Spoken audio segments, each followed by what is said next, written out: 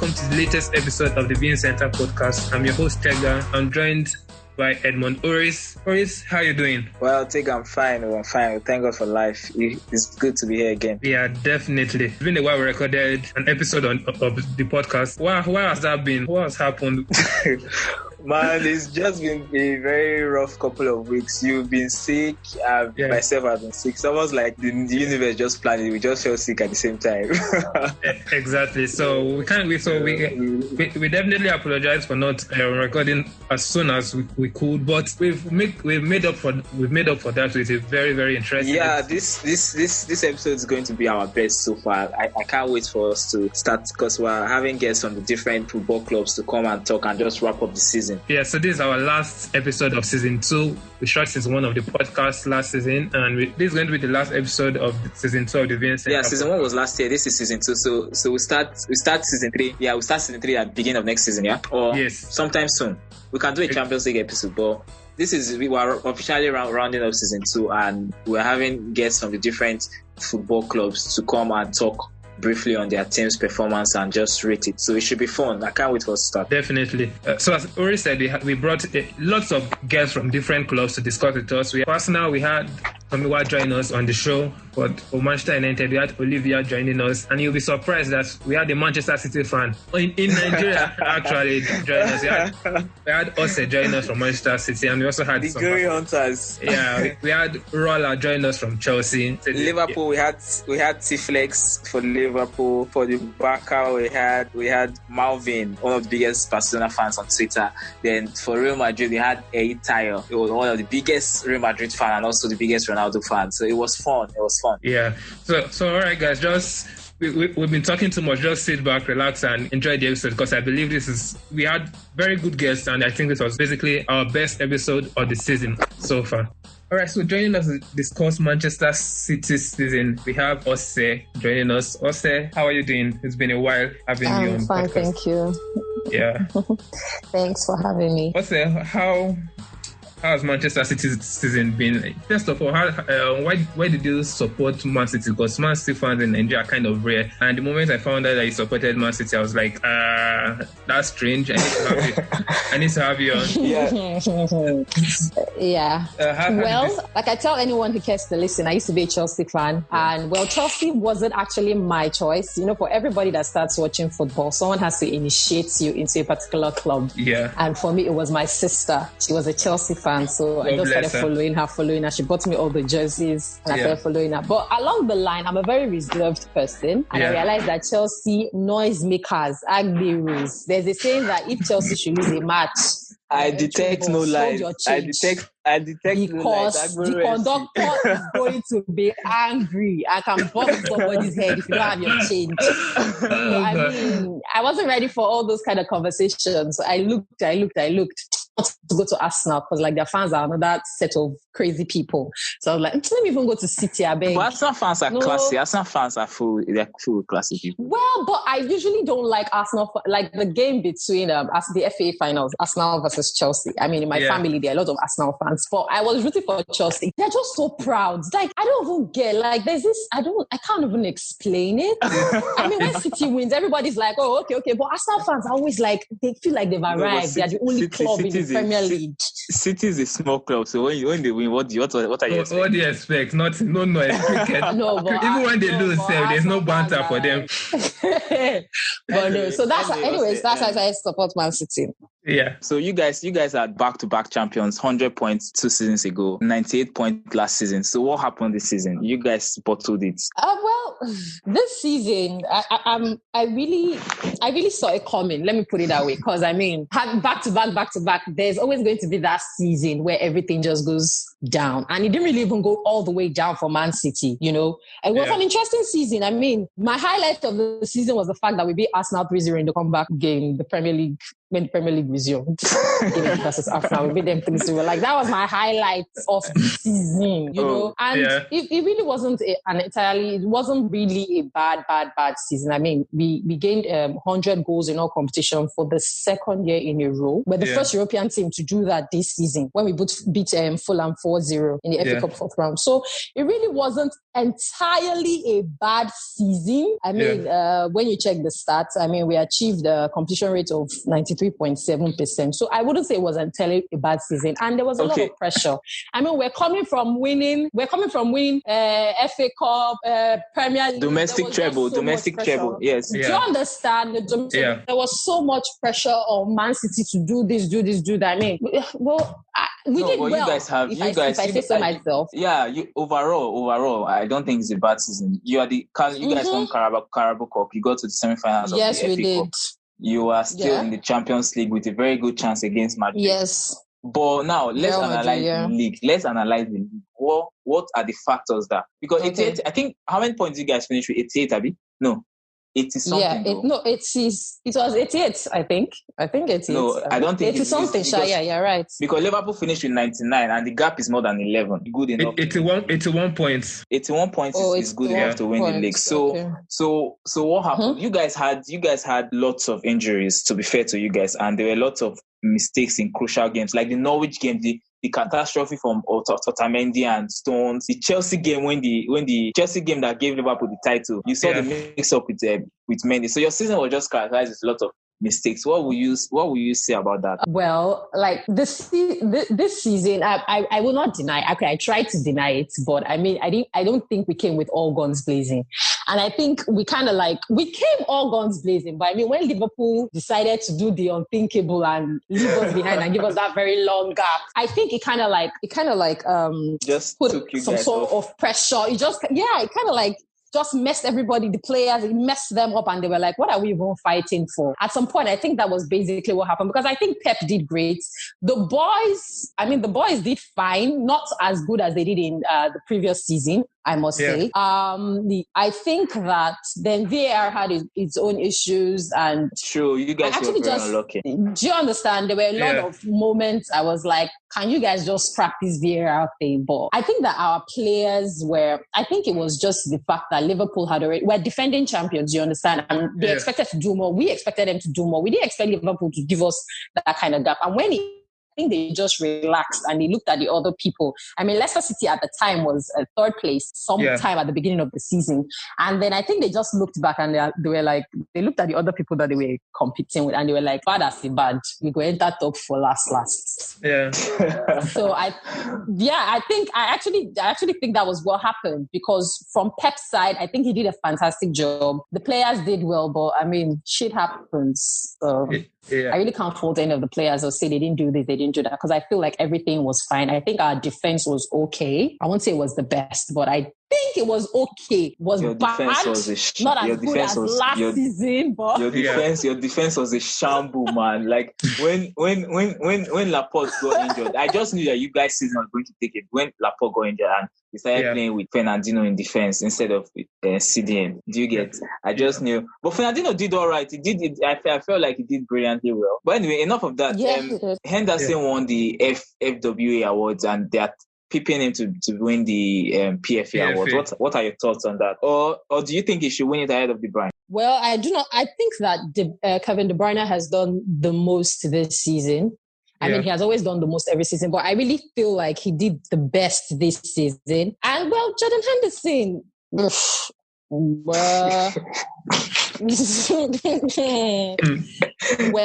he's not a bad player, though, in my opinion, but he's not as good as De Bruyne. But he has an impact. I mean, like, I remember when he was a joke at. I do not think that he deserves it more than De Bruyne. I think that De Bruyne deserves it way better than he does. I mean, why would you even be comparing the two of them? De Bruyne is a fantastic player. Fantastic player.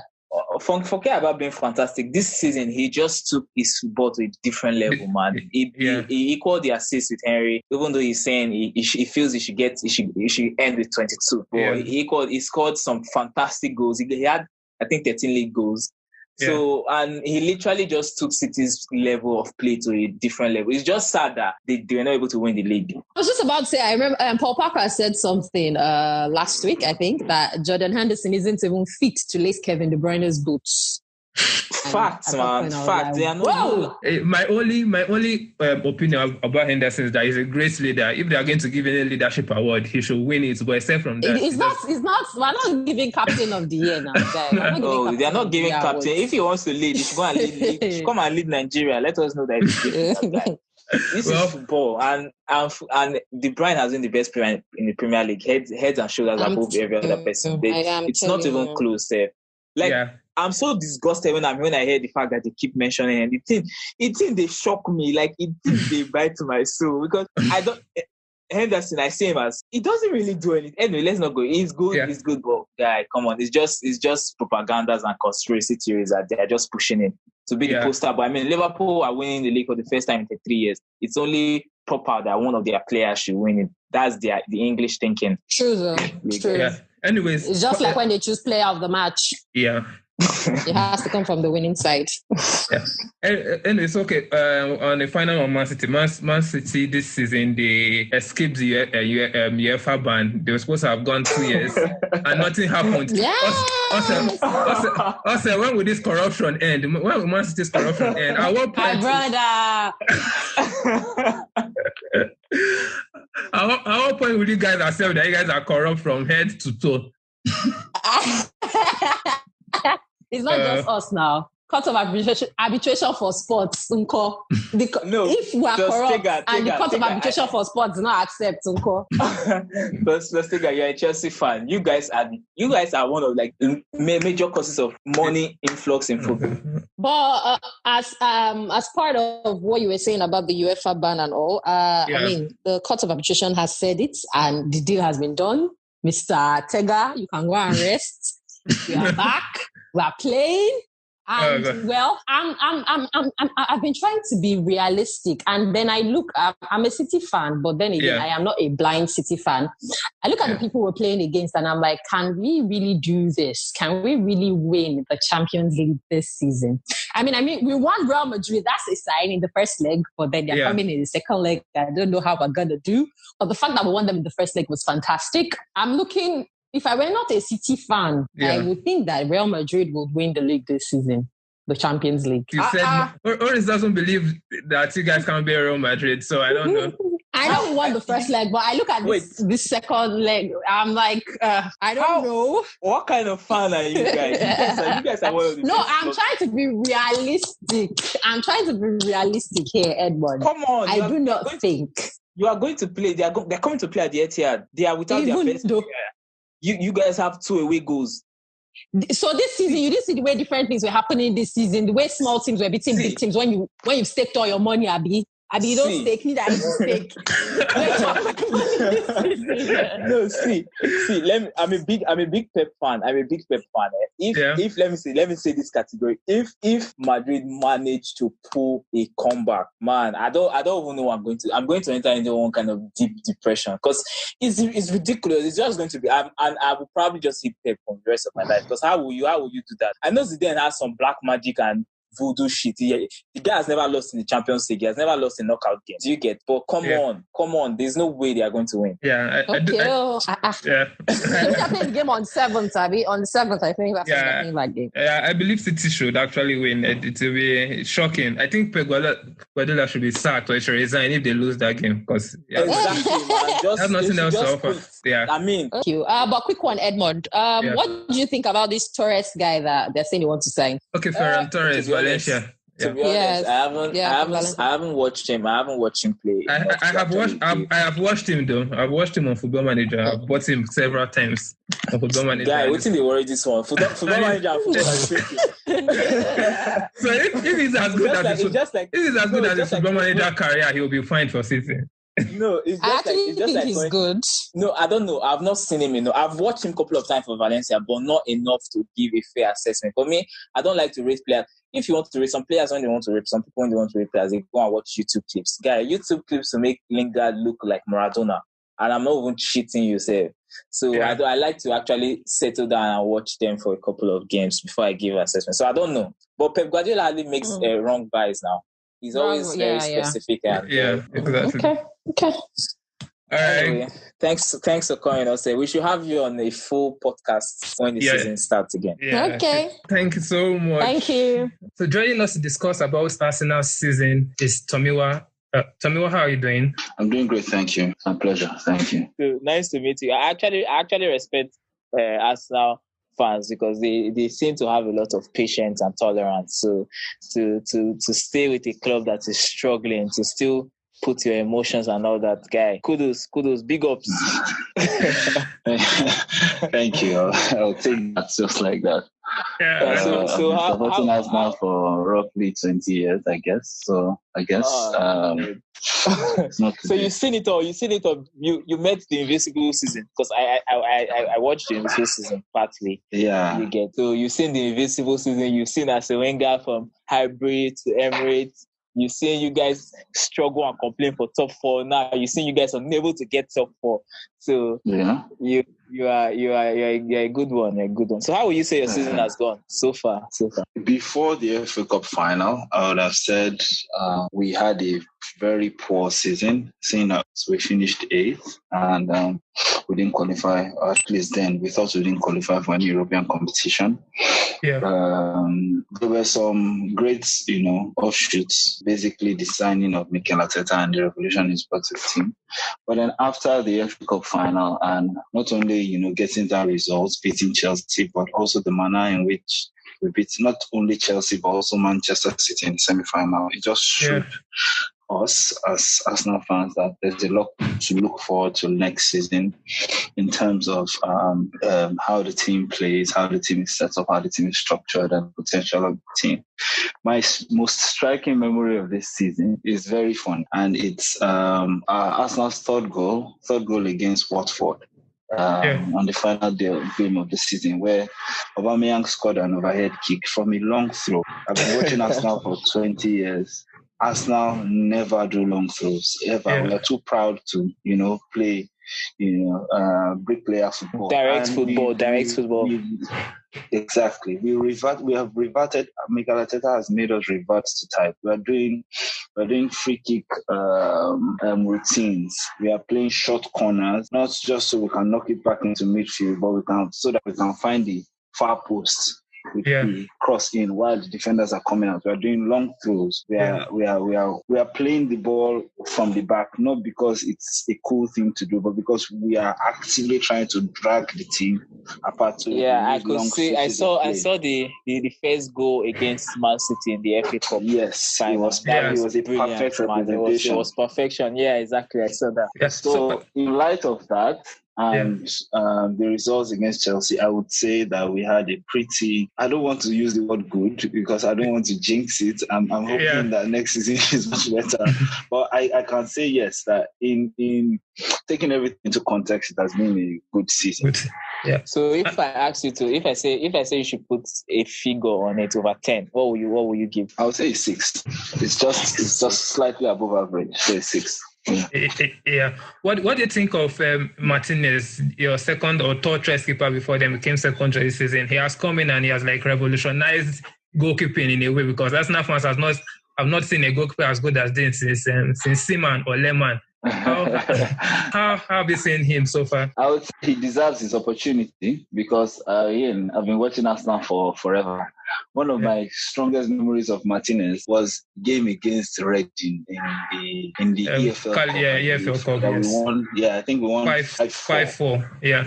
Yeah. Crazy game. I remember that game. Reading scored. They shot at him and he literally, he punched the ball into his own post, So that was my strongest memory of Martinez before this season. And for him to come in, I give him props. I also give Inaki Kana, who the Arsenal goalkeeping coach who replaced Jerry Payton, I think, last season. Yeah. I also give him a lot of props because I don't want to say Martinez is, the best goalkeeper that we have now because even, before Ben Leno's injury, he was doing fantastic. There was this exactly. because Tega was talking, and I was thinking that I don't see him to be better than Leno, to be honest. I think Leno is better. Leno was brilliant before his injury, man. Leno was brilliant. I think in the only way Martinez edges Leno is that Martinez seems to have more command over his box when it comes to, high balls, crosses. Yeah. And I think that's because he has been in England longer, and he has played, in lower divisions where that's literally all they do. So I give him perhaps to come in like that, not expecting and then not just perform, but perform beyond what anyone was expecting. It's amazing, and props to him. He deserves everything he's getting. Yes. So finally, now, because I'm a Chelsea fan, it would be wrong for me to allow you come on this podcast and not address this issue. The FA Cup final, what was your take on the referee? Do not lie. How terrible was that referee? I think, again, I'm a fan, so I can't completely remove bias. Yeah. But I would say that the only bad call he made was the second yellow for Kovacic. There were so many other. I think the other calls he made were marginal calls that could have gone either way. And we see it every day. I mean, I'm an Arsenal fan. I have to deal with Mike Dean almost every other North London derby. You know, so trust me, I know how you feel. But marginal calls go one way or the other, and usually the bias of the referee comes into play. Obviously, I'm not going to say Anthony Taylor has a bias for Arsenal, but it just so happened that on the day, it was either he was biased towards Arsenal or he was biased against Chelsea. And for whatever reason, the marginal calls went our way. And for me, I believe that, we deserved all the luck that we got because we played fantastic. It's not like we were horrible and we just got referees favor for nothing. So that's my take, really. Yeah, I feel Anthony Taylor has also done the same kind of useless calls against Chelsea in the last FA Cup final I refereed. So Tega, please, I gave up immediately and he was the ref. I know Chelsea were bad. Chelsea was bad. Chelsea was bad throughout the match. Come on, don't Chelsea. I think at the end of the day, if we're being honest, it was a very tactical match, and the person with the better tactics won. This is not exactly. So. It wasn't even about. Chelsea were lucky at key moments too. They had injuries. They had injuries. Imagine their captain. And then they had really their best players. Their best players didn't go off. So. Yeah, exactly. So. Exactly. So it wasn't just meant to be. It wasn't just meant to be. On Arsenal, Tega, very quickly. I feel like I've always been a big supporter of Arteta. I don't know. All our previous episodes, I've always been saying that he has. You can see his vision. You can see what he wants to do. So what's remaining now is for the club to properly back him. I think they will try and keep Aubameyang. So he has to stay. So if they can keep him and get one or two signings, because the guy won't came in, that is Arteta won't came in, and he has both Mustafi and David Luiz as his centre back, for Christ's sake. Having one of those on your own is enough calamity. But there are times when he played both of them and they were actually looking very good. He's lucky he doesn't have Kepa as a goalkeeper to complete the back. but to have those kind of people and at least try to improve them, imagine what he would do if they properly back him. So I'm really excited for him and for Arsenal, to be honest. So fingers crossed next season. Though. Exactly. I found out recently that Hilario is Chelsea's goalkeeping coach. I don't want to say any more than that. I'll just say that. Hilario was terrible when he was a player. I wonder what he's doing as a coach. So, I mean, because Kepa wasn't horrible when you get, there's a reason why you signed him for that much money. So I think, just connect the dots. That's all I'm going to say. From my experience as an Arsenal fan, seeing how, we went from Jerry Payton to Inaki, and then seeing, the progression that the goalkeepers made. I don't think I need to use any more words. All right. Thanks for joining us. I really appreciate you taking the time to this. Thank you very much. So thanks for coming. You should come on a full episode, and when we're having like a full episode during the season, and maybe just talk more with us. I would love that. I would love to. Yes, absolutely. All right. Thank you very much. So joining us to talk about Chelsea Football Club, that's the only team in London, the best team in London, in fact, the best in the Premier League. Yeah, the only team in London. Exactly. Joining us to talk about Chelsea is Rola. Rola, how are you doing? I'm fine. I'm good. Yeah, it's great having you on. I normally see your tweet. You're like Chelsea's first lady, something close to that. Thank you. I'm honored. Thank you. Yeah. Oris, what's happening with you? Are you happy to be discussing with two Chelsea fans?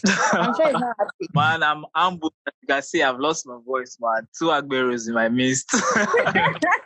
Oh my God. Anyways, Chelsea fans are not good. You guys need to stop that. You guys need to stop.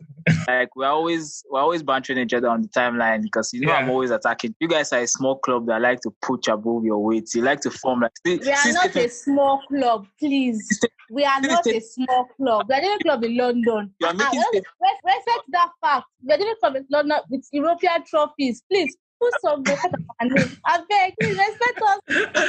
Oh my God, exactly. As they're a bigger club, they just beat you guys on Sunday here. So come on, I don't like that. The fact that you guys overrate yourself, that's just my issue with you guys. If not, you guys are not bad. We have beaten them several times too in a final. So I know Arsenal loves the FA Cup, so let's just give it to them. Exactly. And they needed it more. So yeah, they needed it more for Europa League, and we're already in the Champions League. Imagine using FA Cup qualify for Europa League and celebrate it. Can't be my club. Can't be my club.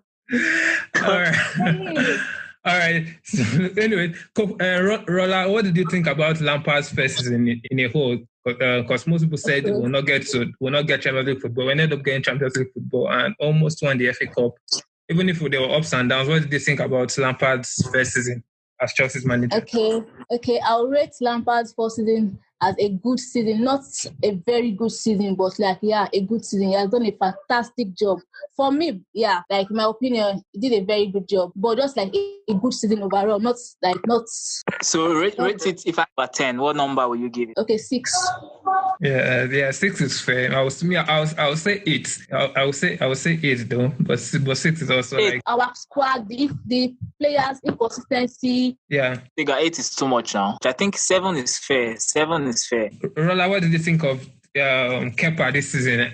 I mean, last season it was okay. Last season it wasn't bad. It wasn't this bad. But this season, I don't know. Is it Kepa's fault, or is it that Lampard doesn't know how to coach a defense, or our defenders are bad? Where do you side on our defensive problems this season? I feel like Lampard is also a factor to it, because when Lampard was at Derby County, he considered 54 goals there, there.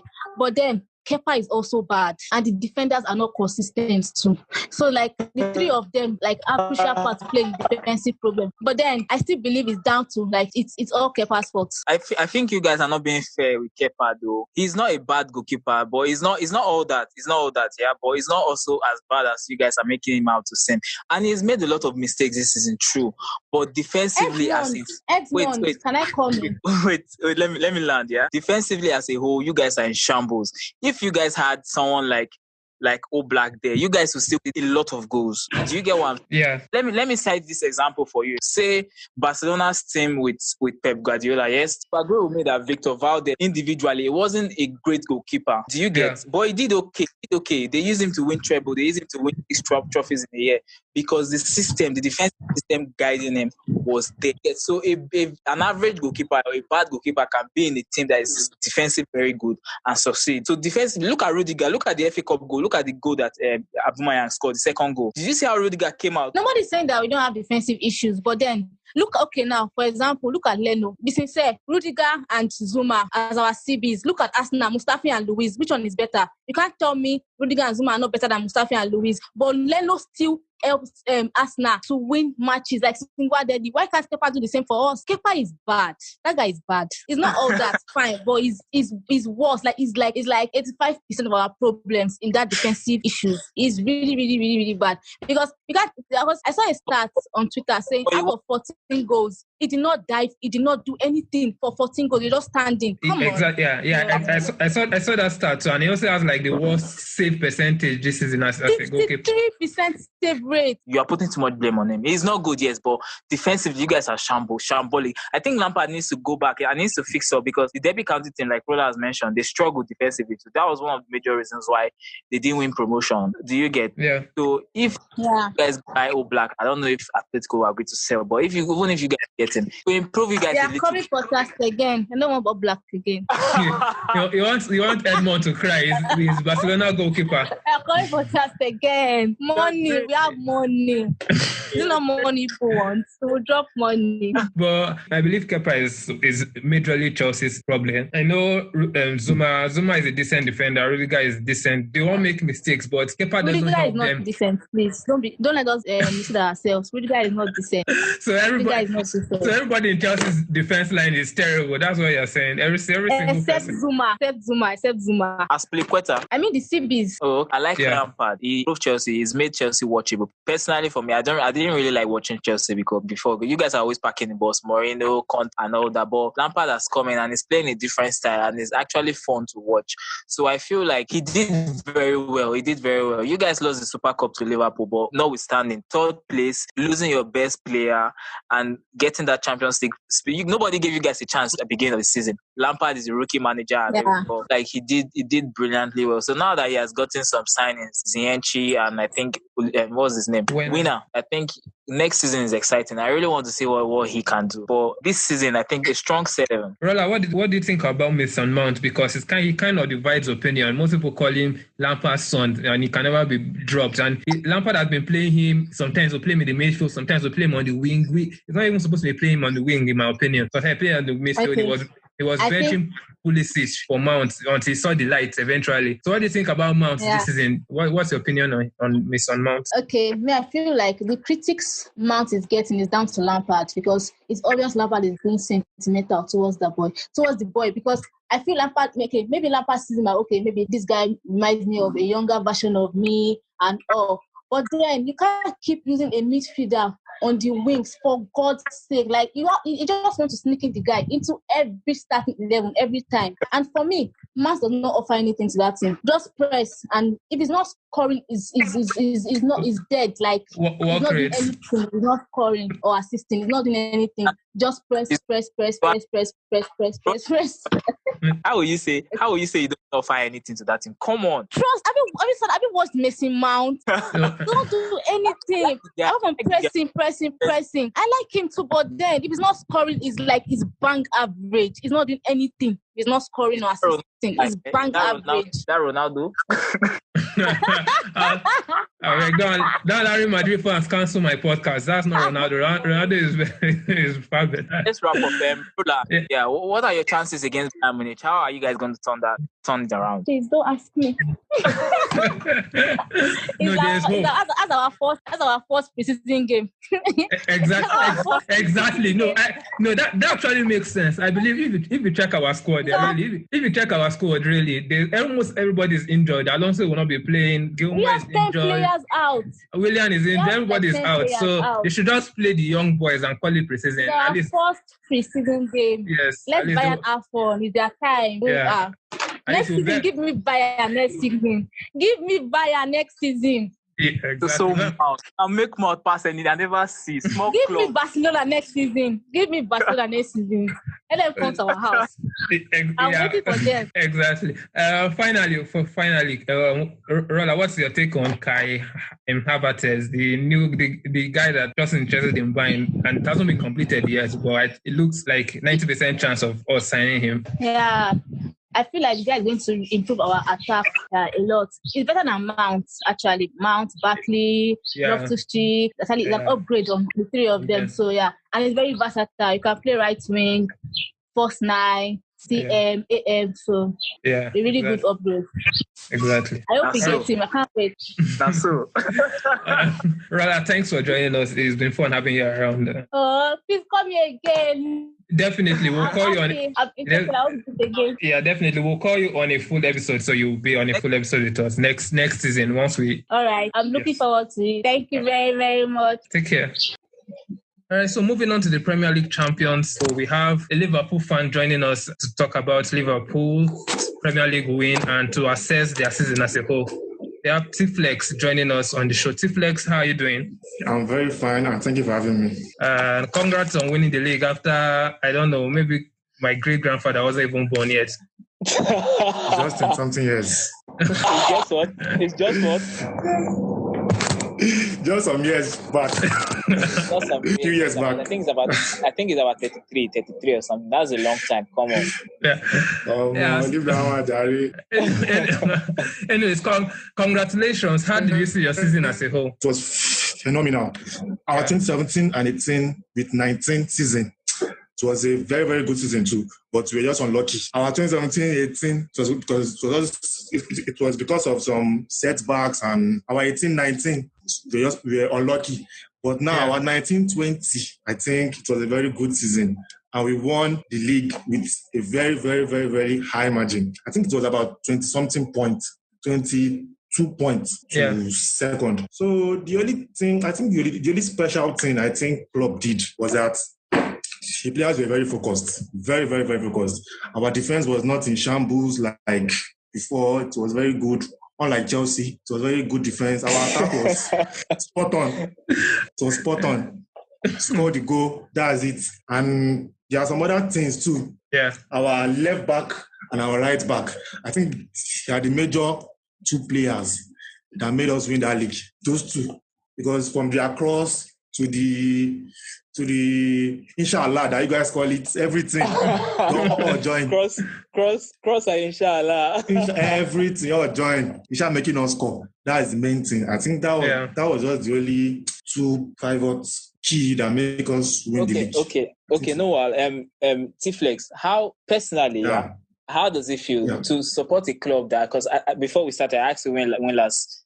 How long you've been supporting Liverpool? Yeah. So to support a club that you've been supporting, let's say you said 2005. So to support a club that has not been successful, how has it been being a football fan? How do you deal and how do you feel now that you've won something?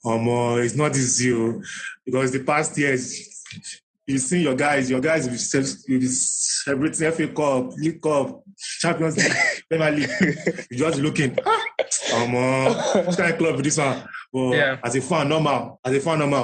Pain in times of sorrow, in times of everything, you guys be there with them and say, and he said this one go win and last. And we thank God, everything plumb. We win them, and I was very, very happy that night. Very, very, very, very happy. On the ninth Chelsea, on the ninth Chelsea against City. Chelsea against Man City. Yeah. Although I was not happy that Chelsea won because I don't like Chelsea, but I was happy that at least they won because my club is winning the trophy.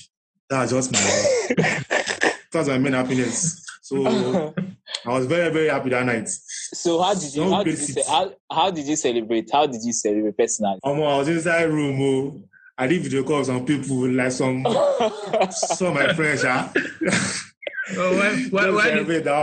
bro? You know it's you.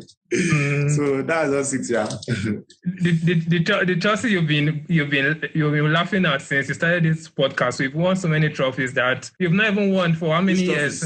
No, Chelsea are currently they are the most successful English club in the last decade, I think, and so. All those ones is past tense. Because the main thing is Liverpool is the most successful club in England. That's just the main fact. There's all those lads they get it. It's because of money now. Yeah. It's not Russian money. So it's because of money now.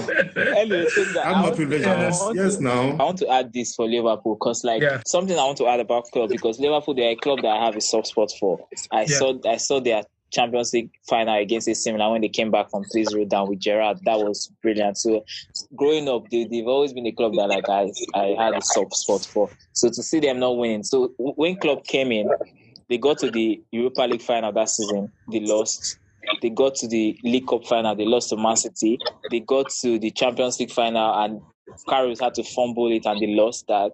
Then they also lost the league on 97 points after getting 97 points, which is ridiculous. Because with 97 points, you literally supposed to win the league. You get so to come back from all this massive disappointment, it takes a lot of mental strength. And people are saying it now. Klopp has won the league for Liverpool after 30-something years. People think it's normal, but to face this kind of disappointment and still be able to prevail, guy, it's tremendous mental strength. I'm in awe of Klopp. Yeah, I think he has actually done a very, very, very good job with Liverpool. I think it has been a steady progress for them.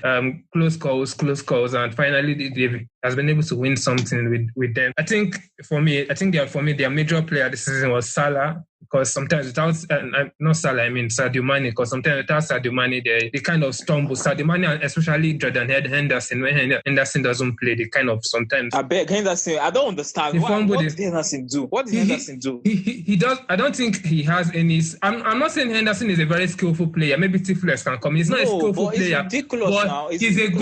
He's a good leader. I will appreciate that he's a leader, but he's not a skillful. Without him, they will have won. Without him, they will have won. I'm not saying without him they will not have won, but without him, they lost some points this season without him being in the squad. No, because like when the whole English media started peeping him for a PFA and FWA awards, I just found it ridiculous because he's not even the best player in Liverpool. He was not their most consistent performer this season. I bet Teeflex chip in here, please. The thing is that if you notice, when Henderson plays and starts, our winning ratio, I think, is more higher. The last 4 matches or 5 matches that we played without Henderson, I saw the difference from the midfield, from the mind game and everything. It was all lacking, all of them, and we lost some. So that's what I think it's very vital for Liverpool. Very, very vital. Very, very, very vital. Yeah. Finally, do you think he deserves that award he won over Kevin De Bruyne, or do you think it's just English media propaganda that gave him the award, or do you think he actually deserved it over Kevin De Bruyne? I won't say it's English media because 2018 it was Van Dijk and 2017 it was Salah. Yeah. And they are not English. They are both Dutch and Egypt. Yeah. This was okay. Now this is just FWA. Abi. The English bias is towards Liverpool players, not towards English players. There's an English player bias in England, but there's also a Liverpool bias. How is it? How? Because look at it. But De Bruyne has been head and shoulders above every player in the league this season. Now, come on. Do you want to deny that? Yes, it's true. So it's very good. The awards are not meant for the best player in a particular team. The award is meant for the best player in the league, and you don't have to win the league to be the best player, as shown by Liverpool players winning it in the past. Van Dijk won it in the season where they didn't win the league. Salah too. So why can't they give De Bruyne this time? So that's my PFA now. That was PFA, not FWA, Abi. It was PFA won now. Yeah, that's right. For me, I believe De Bruyne should have won it anyways, but giving it to Henderson, as far as Kevin De Bruyne wins the main award, I will be fine with it. The journalists can do whatever they like. It's their useless award. Teeflex, thanks for joining us. And it's unfortunate that you got knocked out of the Champions League by Atletico Madrid. Quite unfortunate. Defending champions couldn't even get to quarterfinal. What a shame. Sorry about that. Let's move on. It happened. All right. Thanks for coming. We appreciate you. Yeah. Thanks for having me. Yeah, cheers. So joining us to discuss about Manchester United is the favorite Olivia, my favorite Olivia, our favorite Olivia. Olivia, how are you doing? I'm fine. It's great to be back again talking Manchester United. Excited. Yeah. Only at the wheel. Yeah. No, we're no longer doing at the wheel thing. We're just doing only full stop. That's hilarious. How did you see your season at the end of it? There was no trophy for you guys. God, these people gave us high blood pressure. Like, this final day trying to qualify for Champions League thing is really not my thing. At some point, I stopped watching matches, honestly, because I was so tense. We literally had to wait for the last day to finish in third. And it's so annoying because if you look through the season, you see that there are games that you could have finished off and, drawing to some teams, losing some teams that you shouldn't have done. Like, it's crazy. Imagine losing and having all that losing streak and drawing streak only to just come and now be, putting all that effort. Like, some people were impressed, but I really wasn't because I'm like, you could have sealed this thing earlier if you were serious. Olivia. Yeah, your name is Olivia. Cool. Your name is Olivia. So you're really Olivia. Olivia wants some Listen, because by January you guys had no hope of even qualifying for the Champions League. I get. But it's their fault now. It was still their fault. Come on, give them credit for giving you hope at least. Come on. Yeah. Because I feel like Oli did.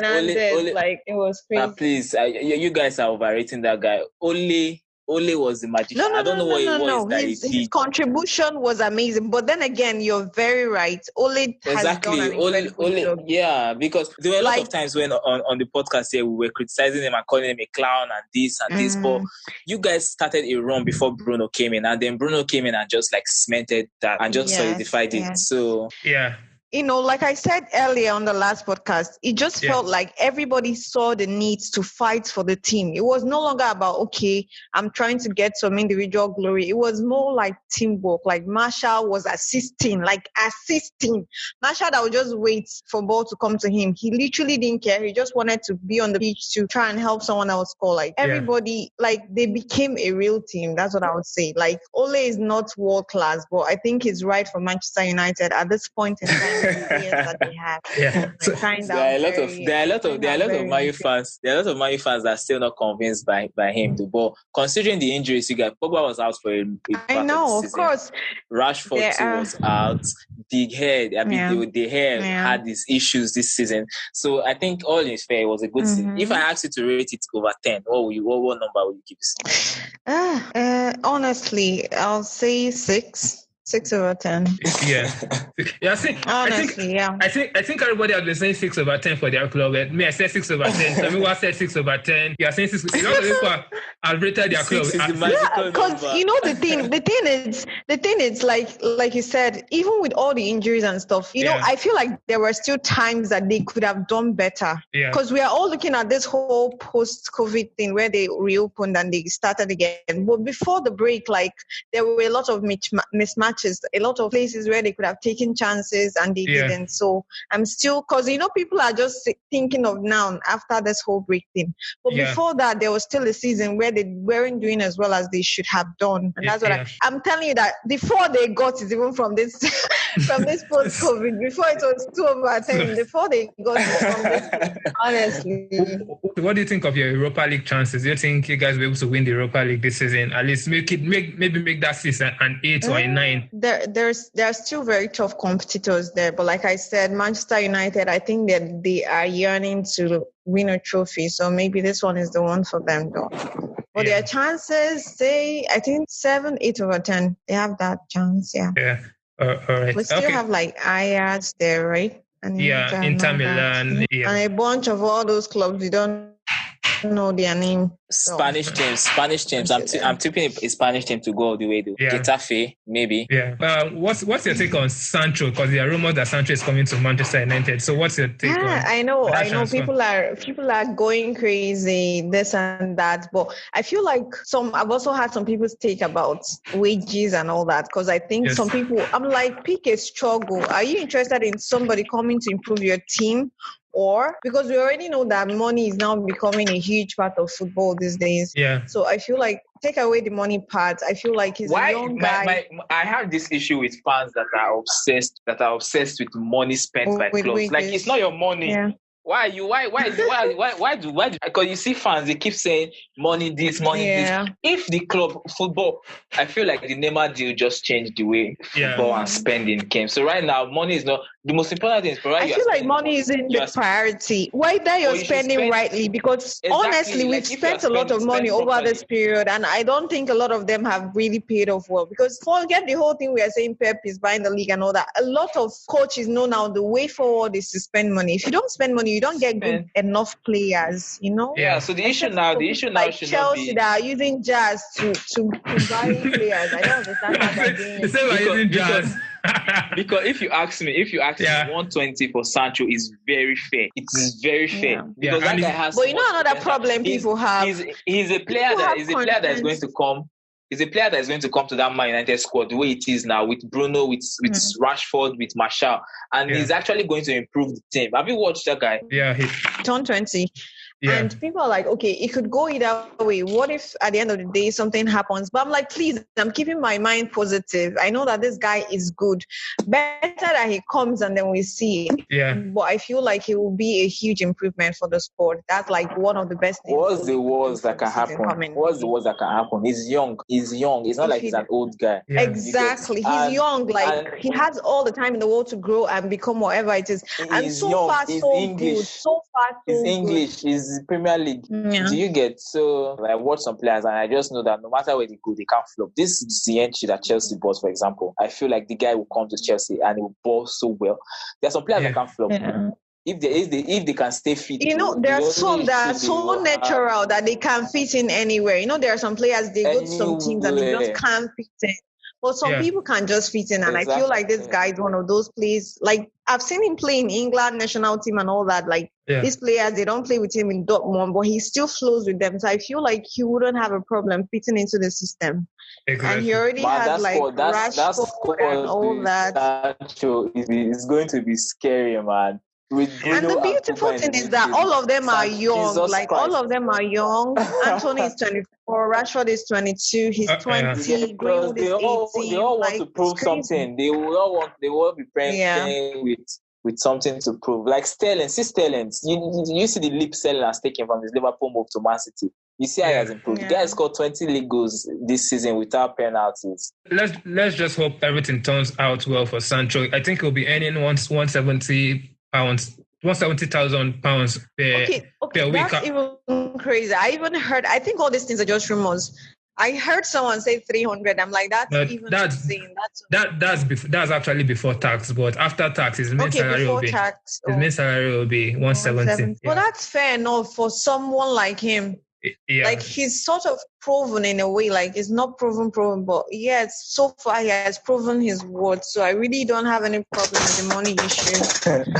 Yeah. All right, Olivia, thanks for joining us on the show. It was fun having you back with us to discuss Manchester United. It's always fun to come to your podcast and discuss football, and especially Manchester United. Thank you for having me. Definitely. Thank you, Tega. Thank you, Edmund. Thank you. Thank you, Olivia. And now, a quick word to hear from our sponsors. Take this code and play the game at Access Bet. Oh, wow. Thank you. Enjoy 100% first deposit bonus, cut one permutation, virtual games, live bets, cash out, all on Access Bet. Access Bet, your access to millions. And we are back. All right, so joining us to discuss about Barcelona's season, we have Marvin joining myself and Edmund. Oris. So Marvin, how are you doing? I'm good. Tega and Edmund, how are you? I'm doing great. Oris, you have your fellow guy with you, It's actually nice because most of the times when we talk about Barcelona, it's always my perspective. So it's actually lovely that we have somebody that is another Barcelona fan to talk about how our season has gone and the general performance so far. It was disappointing. Yeah. So Marvin, how will you rate everything with the whole loss to Liverpool at the back end of last season, then sticking with Valverde and then entering the season with him, and then we had to sack him in January, then Setting came in, then the whole Corona break, we were in front before the Corona break, and then we came after the break and we lost it. So how will you say our season has gone generally? I just want to hear your thoughts. It's been terrible overall, if we're being honest. It's been terrible. I didn't expect us to go this bad, but I thought they would fix things during the summer, but they didn't really do much. Then if we are being honest, Valverde was a victim. Valverde was just as much a victim as we are, because if Valverde is a good coach, Setien is a good coach. They've proven it in their previous club, but we thought Valverde was terrible. But once Setien came and failed, we realized that the problem was much higher up than he gets. So will you have preferred because there are some people that believe that we should have stuck with Valverde. At least with Valverde, we were winning the league. It was bad, but we were winning the league. So are you in that school of thought? But even with Valverde there, we weren't going to win the league this season. That's the funny thing. Sure? We keep saying that we're at the top as when the coronavirus came, right? We talk about that. We say we're at the top when the virus came. But was it our effort that put us at the top? Was it Betis that put us there? Remember? So Betis that put us at the top. So we're always going to fall. But Betis did not win the points for us now. Come on. They didn't win the points for us. No. We had already bottled our chance that weekend. Remember? I think we played a draw that weekend, right? Or was it the weekend before? We thought we were going to finish that weekend on second. Then Betis came and did a miracle for us. We weren't at the top because of our effort. It was Betis that put us on. Because I see that on Twitter, most of you Barcelona fans are always, you're not talking about your season. You're mostly talking about Ciro Immobile and how he has outscored Ronaldo. So how does it feel for you guys to leave this Ciro Immobile title? I think that's the thing, guys. Is it crack? What kind of talk is that? That's the only thing I see you guys celebrating now. So how does it feel to leave this Ciro Immobile title?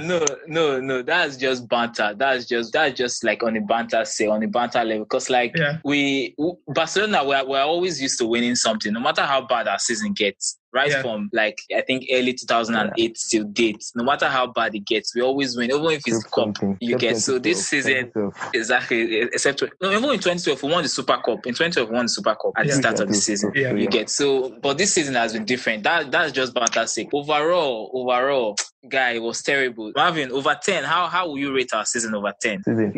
What will you give last season? Let's say last season was an 8. I mean, 1-1 last season. I think last season was an 8. Last season at an 8. Then without Champions League, this season is a 5. It's a massive 5. Massive 5, guy. Because this is a success for a Chelsea fan, but not for a Barca fan. I don't know about Chelsea fans will celebrate this season, but I don't Chelsea. You get what? Another thing is this season, everything that could go wrong for us this season, guy, it went wrong because at the start, Messi got injured. Messi got injured before the start. Then even when he came back and he got injured again. You get so I feel like that was like a very big factor. Because if we had Messi fit for the whole season, we probably would have won the league because we lost it with 4 points. Messi would have gotten that 4 points if he was fit for most of the games that I missed. Yeah, that Osasuna game and the Bilbao opener. We could have exactly. Those first 2 drop points were very, very painful. Okay, anyway, let's not do only on the bad sides. What are the positives from the season, guy? Your positives from the season. Ansu Fati and Ricky Pug, those are their names. These guys are lovely, man. They're actually lovely. I'm actually excited for next season because of them, to be honest. I'm looking forward to Ricky Pug versus Fede Valverde. I want to see the matchup will be beautiful. I hope I see them for years. Yeah, we hope they do the right thing and they don't ruin them. Those 2 points, Ansu Fati and Ricky Pug, they are positives for the season for me. Are you like disappointed in Griezmann's season, or do you think he did well overall? Considering the circumstances, he did well. Considering the circumstances, he did well because he was also a victim of, he was signed because of the big name. He didn't really fit in. The only game that I can see that Griezmann really fit in and knew what he was doing was the Villarreal win. That was towards the end of the season. Then I think Betis at the beginning of the season when Messi was out injured. Yeah, I remember that Betis game that I think he scored 2 goals, running in behind and outside shot for 1. Yes. So he seemed a little lost in the first. The game I can say he fit in throughout was that Villarreal game because he was central, just like he's used to in Atletico, and he had support too. Both Suarez and Messi were central too. So I think that was the link up Griezmann I saw in that game. He's the one and it's called the beauty, man. Yes. Most of the other games were just feeding off scrap. Anywhere a chance comes, a let's long ball, just running behind and score. That is not normal Griezmann. He just manage that. For me, Tega and Marvin, I'm always a very big supporter of Griezmann because considering how the season went, considering who we're playing, we're not playing to his strength and the way the guy was doing well, guy. If you look at a lot of the new signings that came in this season to their various clubs, there are only few players, I keep on saying, that have scored him. Do you understand what I'm saying? By his standards, it's a poor season when you compare him to when you compare him to the Atletico Griezmann. But with everything all said and done, guy, he scored some crucial goals. And he always had bad games, but he will still help out defensively at least. So it's not like he was having exactly. So that's it. Let's just hope for the best. So quickly before you go, Marvin, Champions League. We are going to play Napoli very soon. What are you? And then if we manage to get past them, we'll probably face Bayern Munich. What will we say are our chances? That Napoli game could go either way because now that home advantage is gone. When people think about the Camp Nou, they think it's the size of the pitch. But I actually did some research. Turns out the pitch size is standard. There's nothing big in Camp Nou pitch. Yeah, it's actually just normal. I think so it's the fans they have behind them. The fans they have behind them. And now those fans aren't there. That showed against Osasuna. We lost at home. First time in how long? I think that was since late 2018 or so. First time we are losing in the Camp Nou, right?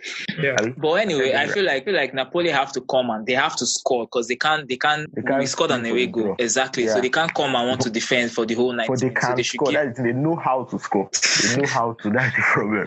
But are you optimistic? There are some people that think that we can win. What do you think? Do you think we can win the Champions League? I think we can. The Champions League, no. I don't think we'll survive Bayern. Maybe Chelsea can survive Bayern. Chelsea cannot survive Bayern. Chelsea couldn't survive us now. I don't think there's a chance for that. Anyways, Marvin, thanks for joining us to talk about Barcelona. It's been great. Yeah, it's been great having you around. Thank you. Probably by next season when we're having our weekly episodes, you should come in as a full-time guest to analyze every other thing. It's been fun having you. Thank you so much. It's been good. Thank you very much. It's a pleasure.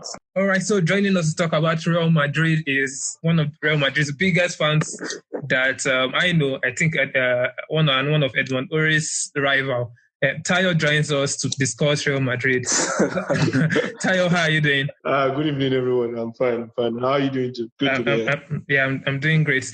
Oris, how do you feel being joined by Tayo? I know you guys are always squabbling on Twitter. Yeah, it's good. It's good to be here. It's good for him to hear because we're always arguing, but playful banter though. But I enjoy just throwing jabs at him. But he beats me this time. Madrid beat us this time. He pained me, but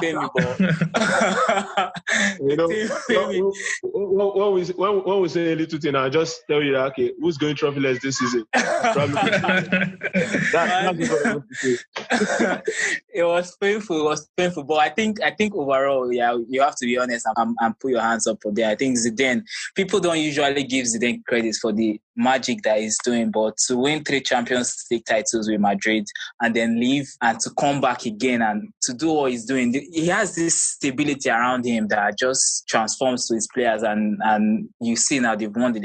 To be honest, I didn't give them a chance at the beginning of the season because I'm we have Messi. I won't even lie to you.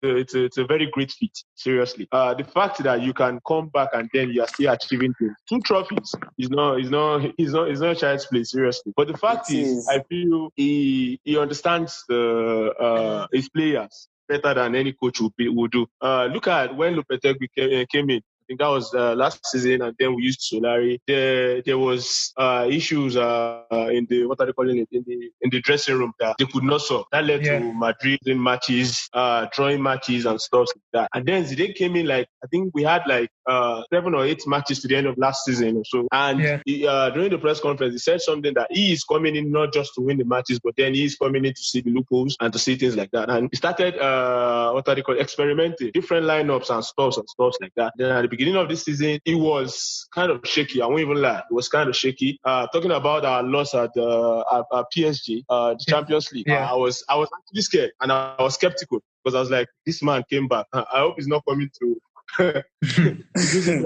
especially with the fact that Ronaldo wasn't there this time, because a lot of people were attributing his success to Ronaldo. Oh yeah, you say, so many people said, okay, Zidane doesn't have Ronaldo again, then he's going to lose, and then he's coming here to fuck things up and stuff like that. Then he proved so many people wrong, including me. I won't even lie, he proved me wrong because I was thinking. Me being a Madrid fan, I'm also a Ronaldo fan, but then Madrid comes before Ronaldo. Whatever it is, Ronaldo comes first. Madrid comes first. So, what I want to say about Zidane is he took the Madrid job. We signed Eden Hazard, thinking at least, even though he's not going to take up the whole mantle of Ronaldo influence in the team, at least he's going to fill up some loopholes or something like that. But then Eden Hazard had 6 assists and a goal in this season, and yet Zidane still won the league. How did he do it? With the likes of Vinicius, with the likes of Rodrigo, with the likes of on the wing. And looking at the style of play that Zidane uses, he uses the flanks better. I think it's something obvious. Exactly. How did he do it without having great wingers? Because these boys, talking about Vinicius, talking about Rodrigo, they are just coming into the game. They came from the Brazilian league. They don't even know the league. So I think Zidane has really done something very, very, very, very, very great, very great. And also, we all knew that the whole Corona break really helped the team. Really helped the team because. Exactly, because they came back, and you guys, I think you won 10 and drew 1 out of the 11 games. So that's remarkable.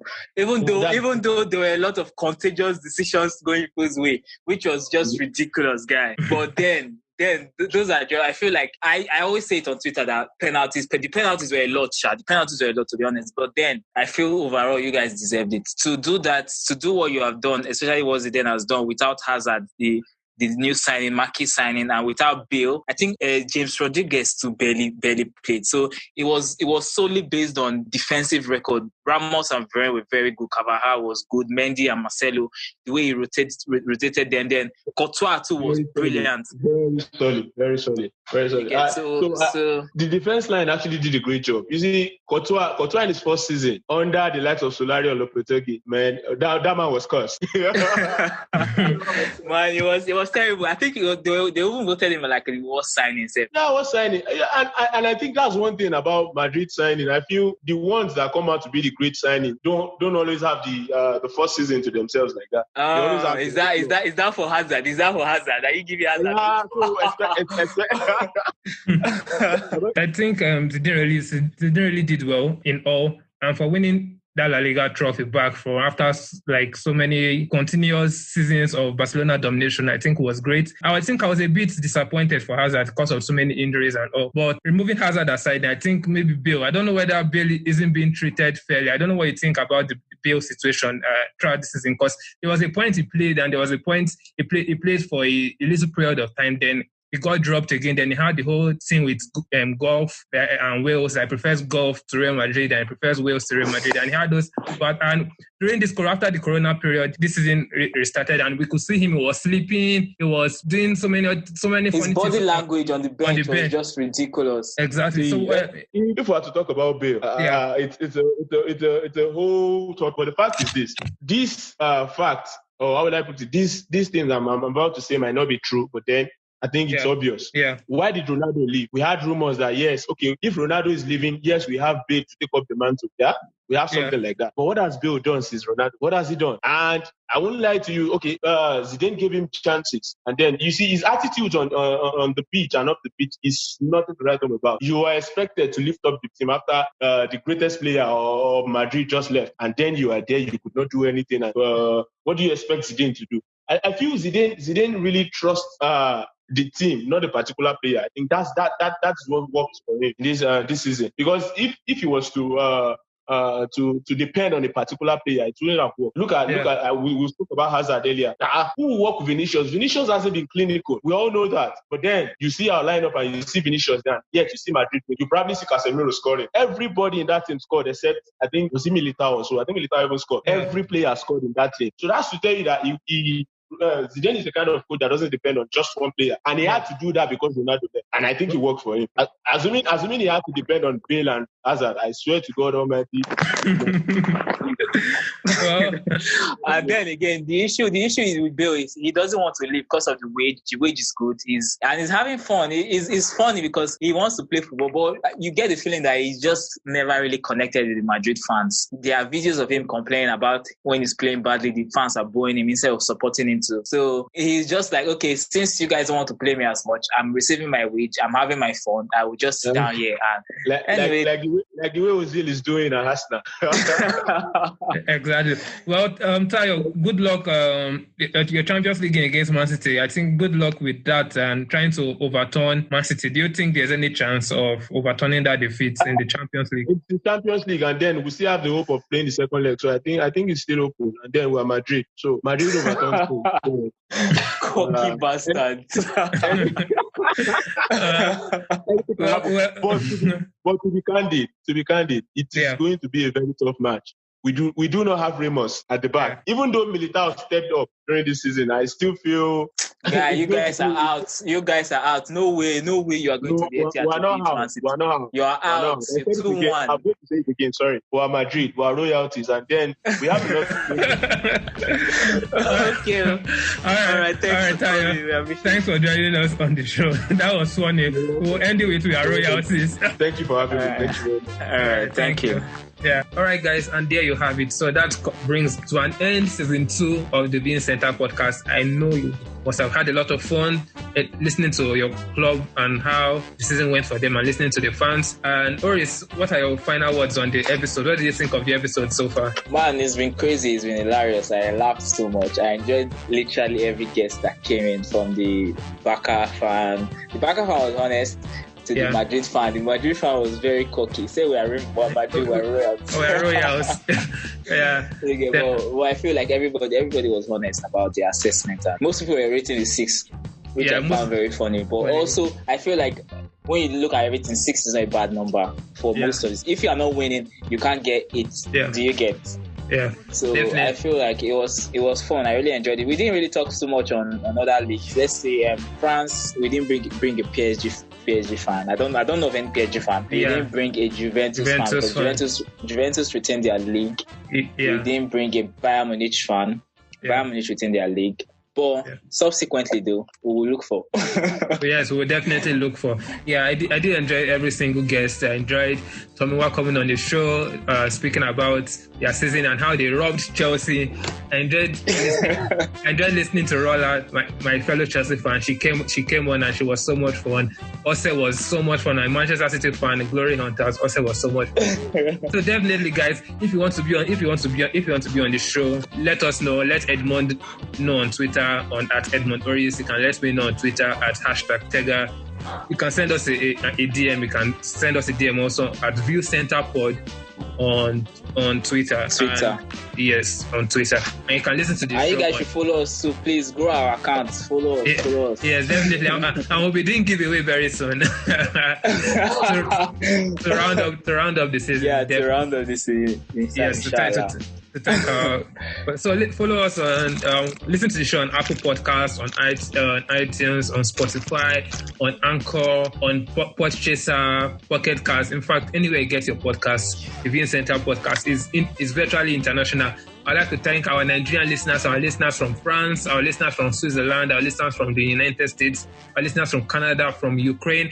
I want to especially thank our Argentine listeners, please. My Argentine people. They must be seeing my support for Messi, and I don't know. So the podcast has been global in season 2, and I just want to thank every single person for listening and joining us. The support has been massive, so we're entirely grateful. Definitely. And all right, guys, make sure you take care of yourself, and please stay safe. There's COVID around everywhere in Nigeria. There's still COVID. Don't think there's no COVID. And COVID is real as fuck, man. Exactly. And guys, do take care of yourself, guys, and cheers. Thank you.